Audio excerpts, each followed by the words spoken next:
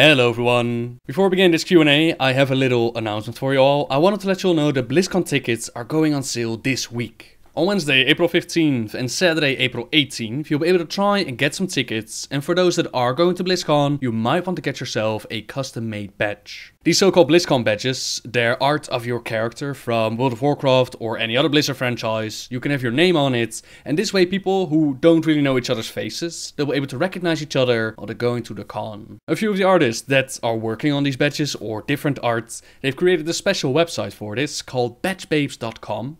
I know, it's a beautiful name, where you can find their pages and purchase some badges. I know a fair few of the artists that are working on this. Vernon, for example, has designed my tattoo. So if you're interested in BlizzCon badges or just general World of Warcraft art, link is down below in the description where you can check it out. I personally will be trying my hardest to get my hands on tickets and one of these badges. So yeah, hoping to go to BlizzCon this year. Very excited.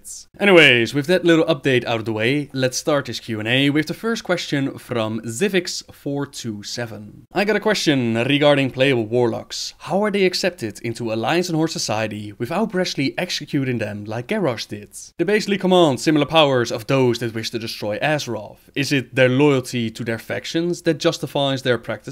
I think this is a great question, and unfortunately the way that Warlocks act around in society, there isn't much information to go on. I think we can be pretty certain that lore-wise you won't see many Warlocks walking down the street with their Voidwalker next to them, considering that even though they're allowed in the factions, it's not like they're celebrated by the people. It's more about their loyalty, like you mentioned yourself in the question, and it's because it's better to have these powers working for you rather than against you. Warlocks haven't been mentioned a lot in the lore, but recently they have been given a few pages in books like Tides of War and War Crimes. This next bit is from Tides of War, which takes place after the bombing of Fedamore, in which Varian, he's taken a fleet to meet the Horde at sea. "Warlocks at the ready," he shouted. "It was always uneasy when those who worked with demons were pressed into service for the good of the Alliance, but they had certain spells and certain creatures in Thrall whose efficiency was undeniable. They hurried to the sides, their black and purple and other dark-hued robes flowing about them, and summoned their minions. As one, they lifted their arms and began to chant their ugly-sounding spell. Fire rained down, steady and pervasive, on the already damaged ship. Small, cackling demons known as imps were sent to dance upon the enemy vessel, throwing fire here and there. The fact that they seemed to enjoy the destruction they wrought was an added bonus. So as you can see, they're uncomfortable with using demonic powers in battle, but it sure has results as it quickly destroyed the Horde ship." And this next bit is from the novel War Crimes near the end of the book, as Zayla and the Infinite Dragonflight, they assault the temple. "Things just got more even," Varian said. "Even? They have dragons," protested the Pandaran. "And we have Warlocks." A cheer went up as several people from all different races began casting summoning spells. Fellhounds, ugly red-spined creatures from the depths of the twisting nether, they shimmered into being. Nearby, a human Warlock, a woman with a young face and white hair, she bent to absently stroke the beast, calling it a good puppy. These particular demons fed on magic, Varian recalled. He found himself grinning, and the lovely young woman, who deals so affectionately with demons, gave him a wink. Warlocks have been given a little bit of attention within the lore, so long story short, I would say that most people wouldn't react friendly to a Warlock, but those that need them, well, as you can read, they'll grin at the idea of their enemy having to face with powers from the twisting nether itself. Ellen Idellen has sent in the next question. "Hi Noble, can you tell us a little about King Rastakhan? Many are talking about Queen Azora or Kil'jaeden as next main villains to an expansion. Do you think Rastakhan could end up being that as well? Love from Sweden." Ellen, before I answer your question, let's first talk a little bit about who King Rastakhan actually is, and who better to tell the tale than Lorewalker Cho. It is said the god King Rastakhan, ruler of the Zandalari, lords over his mighty kingdom from a throne carved of solid gold. Years ago, as he sat upon this opulent seat of power, he was visited by the dark prophet Zul. Zul warned King Rastakhan of a terrible cataclysm, for Zul had seen a vision of the great armored dragon clenching the world in his ferocious jaws. King Rastakhan did nothing. Months later, Zul returned, bearing more grim news from his visions. he saw a legion of serpents pouring forth from a gaping fissure that tore open the floor of the ocean. Still, King Rastakhan did nothing. Finally, mere months before the cataclysm, Zul returned, tearing his clothes and throwing his staff to the ground. Zul spoke of earthquakes and tidal waves. He described the golden capital of Zandalar slowly sinking beneath the waves in the aftermath of the cataclysm. Its once great people drowning as their mighty work slipped forever beneath the sea. King Rastakhan tired of Zul and his troubling nightmares. To be rid of the prophet, he granted Zul the use of his largest ships so that he and his followers could seek a new land if his visions came to pass. And his visions did come to pass. When Deathwing rose from the maelstrom, dark, angry waves crashed into the Zandalari capital. The spine of the land broke in two, and soon the city and all its riches began to slide into the hungry sea. The Zandalari people turned to their king for help, but there was only one Zandalari equipped to help them, the Prophet Zul. The Prophet and the mighty war fleet he had assembled while his king sat idle. You see, the true power of kings and emperors stems from the power to aid their people. The moment they fail, they cede their power to the one who can. So the Prophet Zul was able to predict the future, and when the catastrophe hit the world, he was the one ready to offer aid to his people. We already saw Zul trying to unite the troll clans during the cataclysm, and with Mr. Pandaria, he sent some of his troops to re-establish their allegiance with the Mogu. Of course, the plans of the trolls and the Mogu and Lei Shen and all that, they failed thanks to us, but Prophet Zul and King Rastakhan, they should still be out there somewhere. King Rastakhan remained behind as his empire started to slowly sink into the ocean, but as far as we know, it's still sinking, so the king doesn't necessarily have to be dead. He has ruled over 200 years and he is said to be empowered by the Zandalari gods themselves to act as their voice. Now, do I think that he could end up as an actual end boss of the expansion? I honestly doubt it, considering that I find it most likely the moment that we'll meet Rastakhan and his islands, this will probably be in the expansion with the Naga, N'Zoth and Azora. Even though Rastakhan is a very cool character with unexplored lore, which would make for a great raid or patch boss, I think Azora or N'Zoth simply have more to offer. That's not to say that it's impossible, of course. For all I know, they'll keep Azora on the shelf and they'll go with a full troll expansion. Who knows, but that's just the way I see it. So, awesome raid boss, awesome patch boss, but a main villain for an expansion, I don't think so. I think we already kicked too much troll booty. Now that said, how cool would it be to get the king of the trolls on our side as an ally? Just imagine, with his kingdom sinking into the ocean, the Prophet Zul has taken most of his people and his fleet. He will probably need some help against threats from the ocean, possibly the Naga, Azora, N'Zoth. Who knows what came from the depths of the ocean? Perhaps we'll see Murlocs, you know? Who knows? And the WoW RPG claims that he's the keeper of troll lore, which could be a great tool to deliver some great storytelling, since we don't know that much about the ancient times of Azeroth. I can just see now King Rastakhan being the Lorewalker Cho for this expansion, telling tales, guiding us through the expansion, and to think of him as an ally is not so crazy. During Classic World of Warcraft, he was the one who sent Zandalari to help us out with Vakar, so I think it's very possible, get Chief Vol'jin to build up in the Legion. I think this would be awesome. Next question. Who is Archmage Vargoth? I saw him in your new video and it's just an image. And in Outland you only see images of him too at the Area 52 quest. So what was he doing in Netherstorm and what is he doing now on Draenor? Archmage Vargoth, he was the leader of the mages sent by the Kirin Tor to join the Alliance of Lordaeron as they stepped through the Dark Portal and took the battle to the Horde after the Horde's second invasion. Eventually, he and his troops ended up in the area of Draenor known as Farallon, and there they built a village called Kirinvar Village. As you might know, the Alliance, they tried to stop Ner'zhul from creating his portals to different worlds. They tried to stop the Horde from invading more realities and inflicting the same damage as they had to Azeroth. Unfortunately, the Alliance of Lordaeron was unable to stop Ner'zhul in time. He did create his portals, and not just one portal in front of him, all over Draenor portals started to pop up, making the already corrupted planets incredibly unstable. The explosion that followed would forever change the planet of Draenor into the planet we call it today, the planet of Outlands. The field of Farallon, once a region of green fields and hills, this was transformed during the explosion and would be known as Netherstorm. Now Vargoth and his people, they managed to survive the transformation of the planet, and for several years they did alright, until Kilfa's Sunstrider showed up. Kilfas had allied himself with Illidan and Lady Vash, and when he found Kirinvar village, he decided to attack. In the end, the prince's forces, they used a mana bomb to completely destroy the village,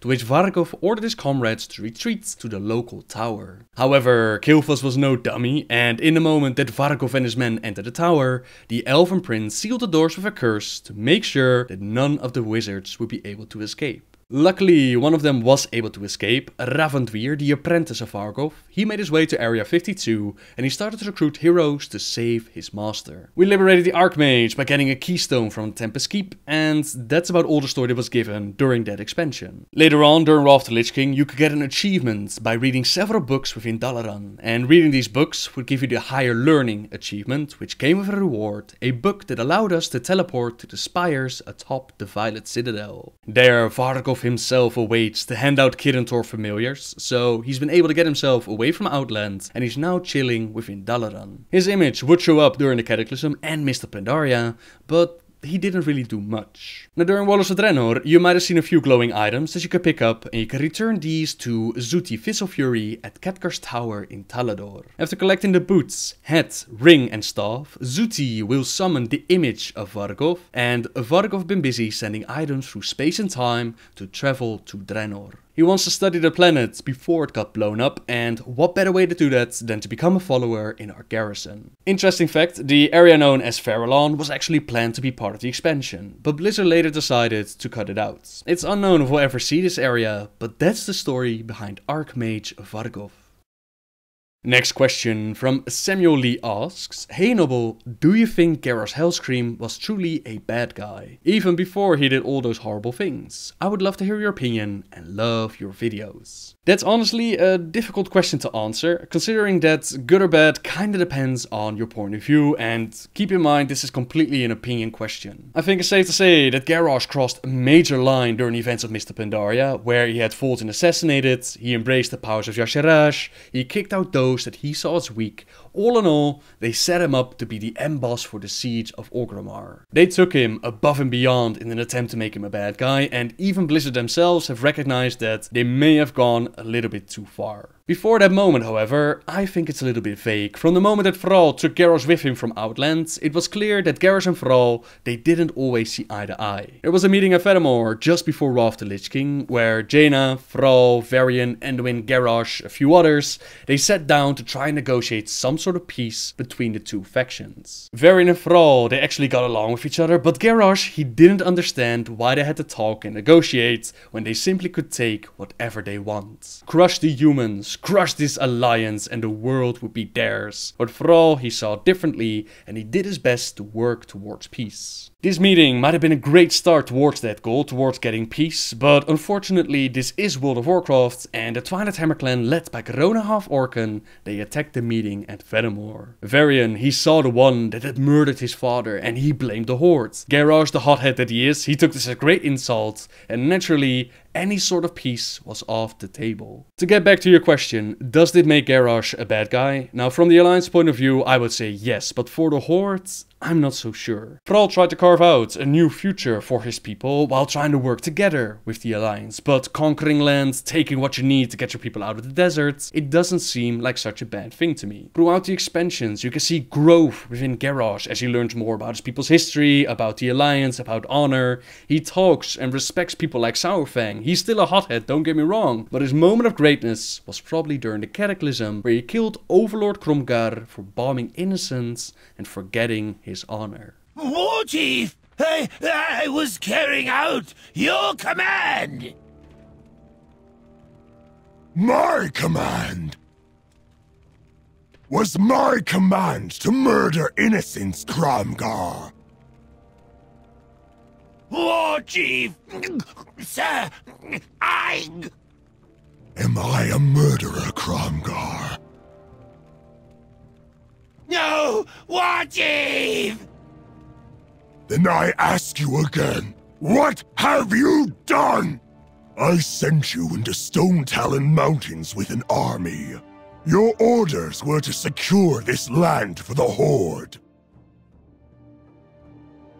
Instead, you laid waste to the land, murdered innocents, children even.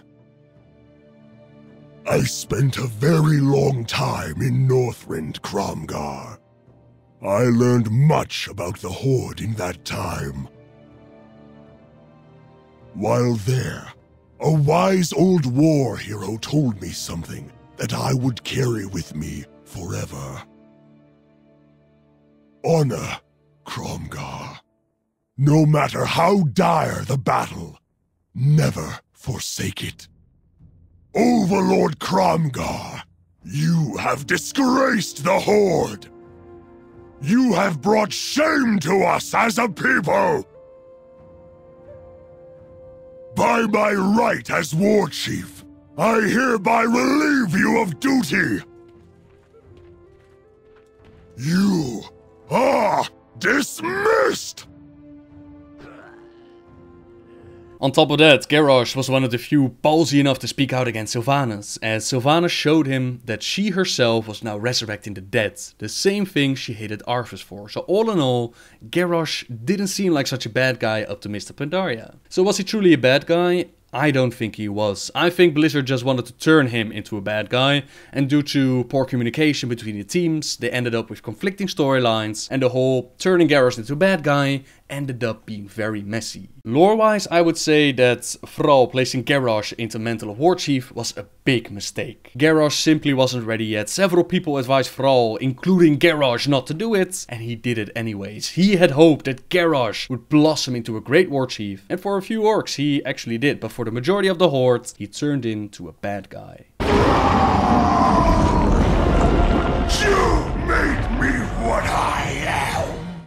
Which brings us to the final question already for this Q&A. Hello Noble, since you said you're going to BlizzCon, I want to know what questions will you ask Blizzard in the Q&A. I'm really hoping that I will be able to get to BlizzCon, and when I get there I hope to have a better Q&A than the last one, since the last one it had a few good lore questions, but very few good answers. Now say that they do have a few of the lore team on board, then I would ask them about the dragon aspects. At the end of the Cataclysm, they decided that the aspects they were done right, their destiny was fulfilled, their powers were greatly diminished, and now the Age of Mortal's upon us, and they're done. Even though I think that the ending of the Cataclysm didn't make a lot of sense, and I also believe that to no longer have proper aspects is kinda sucky, I can overlook that bit. However, additionally to all of this, they also decided that dragons, they can no longer reproduce. This was hinted at in the novel Dawn of the Aspects, and then later confirmed by Blizzard on Twitter, which means that eventually, over time, Warcraft will run out of dragons. I would ask them why they made this decision, what purpose does it have for the story to eventually let the dragons go extinct, and if possible, could they reverse that decision? I still hope that one day we'll get like a playable dragon race, or perhaps we'll be able to play a Dragonsworn class, you know, something in that direction, and if the dragons can't have any babies anymore, that seems to be a bit of a problem. Now say that they don't have a proper lore panel or lore people on the Q&A, then my question would be about BlizzCon itself. Say that they're going to announce a new expansion during that BlizzCon, then I would like to know like what information given is a fact and what is just an idea. During the BlizzCon that they announced Warlocks of Draenor, they showed a lot of features and plans that they had in mind, like Karabor as the capital city, the area of Farallon. We don't even know if we'll still get to see the Ogre Empire, you know, stuff like that. Once we started to see content get cut, some people asked like, what's going on here? To which Blizzard said that they never really promised anything. I get the part that they want to be open at BlizzCon and show what they're working on, and I understand that sometimes things simply don't go as planned. That said, I do want to ask, if they indeed announce a new expansion, then what features are set in stone, right? Like what are they certain about, and what things are a little bit more fluid and might be cut out later on? Those are just two questions that are floating in my head. There are a fair few that I would like to ask them, but we'll see how BlizzCon is going to go. Let's first get tickets, let's first get there, let's first see if we get a Q&A, let's first see if we'll get a new expansion. we'll see how it's gonna go. Now my question for you guys and girls this week is, if you get the chance to stand there in that Q&A line, if you step up there and you've done your introduction, like my name is Noble, mighty paladin of the Alliance, of Silvermoon these days, now member of the Watchman Guild, and I would like to ask you, what would your question be? What would you ask Blizzard if you had the chance? I might actually take notes. I might actually take a little list with me to BlizzCon to see if we can ask these questions. So let me know in the comments down below, what would you ask Blizzard if you had the opportunity? Right, that's me done for this week. I can hear myself mixing up words. I've been a little bit sick the last week, so I hope I did alright. Now it's just time to wait for ticket sale to open up and cross my fingers to get that ticket. Thank you very much once again for watching, everyone. I have to say that recently the support on the videos, the likes and comments and sharing them around, it's been incredible. And I can never thank you all enough for being so supportive for the channel. You're all amazing people. Have a great week. Subscribe if you like my videos. And until next time, guys. See ya!